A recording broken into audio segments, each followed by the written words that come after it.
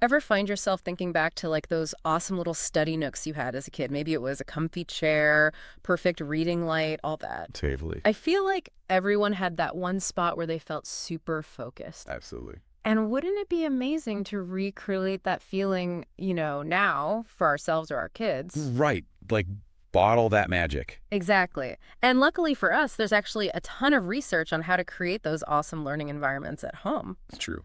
So that's what we're diving into today. We've got tips from educators, researchers, the whole shebang, and believe me, you're going to want to take Oh, notes. for sure. This is good stuff. So the first big takeaway, dedicated study space. It's like so basic. Yeah, it sounds But obvious. we all need that reminder sometimes. It's true. It's like trying to work in a dim, cluttered room. It just makes everything harder. Oh, absolutely. Like your brain's already working overtime just to filter out the distractions. Totally. And there's actually research on this. Oh, yeah. Yeah.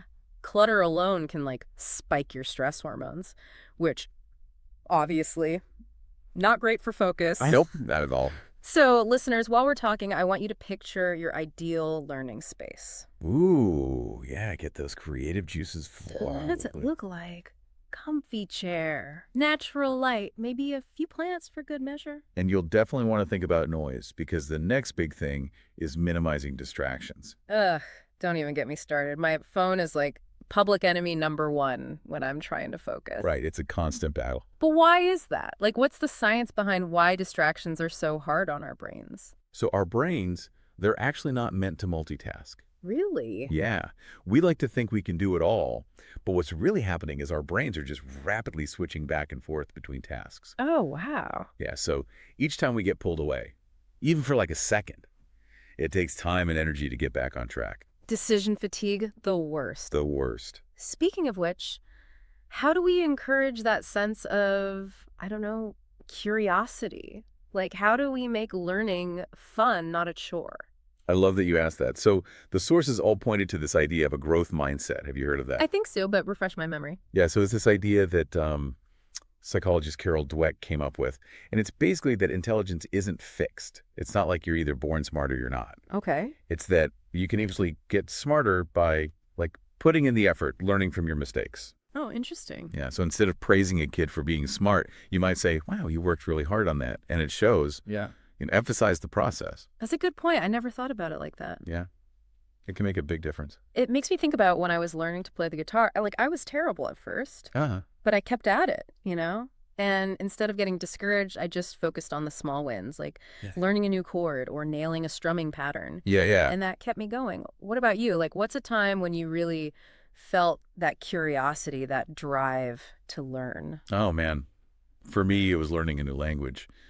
The moment I stopped stressing about the grammar rules and just started talking, even if it was messy, my learning just took off. Oh, wow. It's amazing how powerful that is. Yeah. So how do we keep that momentum going? Well, the sources talked a lot about the importance of resources. Resources. Yeah, like surrounding yourself or your kids with books, educational toys, things that just spark that hands-on exploration. Oh, I love that. It's about thinking outside the textbook, right? Exactly.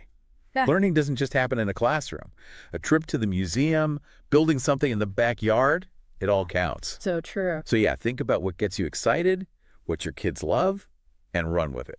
And last but not least, let's talk about the power of routine. Yes, routines. The sources were all about this. Having a consistent schedule for like homework, study session. Routines, they're like cheat codes for our brains. Remember how we were talking about decision fatigue? Oh, yes. The worst. Right. Well, routines just eliminate that. Oh, that's a good point. Yeah, they create this sense of predictability. So it's like your brain knows what to expect, and it can just slip into focus mode way easier. Oh, that makes sense. Yeah, there's even a study that showed that students with regular study routines, they did better academically and they were less stressed. It's all connected. Totally. And you know what else I bet helps? Involving your kids in making the routine. Oh, 100%. Ownership is key, right? It's like if they feel like they're a part of the process. They're more likely to actually stick to it. Exactly. This has been so insightful. Right. It's amazing how much thought goes into creating that perfect learning environment. And the biggest takeaway, it's not about being perfect. It's about finding what works for you. Yes, 100%. So experiment, adapt, and most importantly, don't forget to have fun with it. You heard it here. Learning should be a joy, not a chore.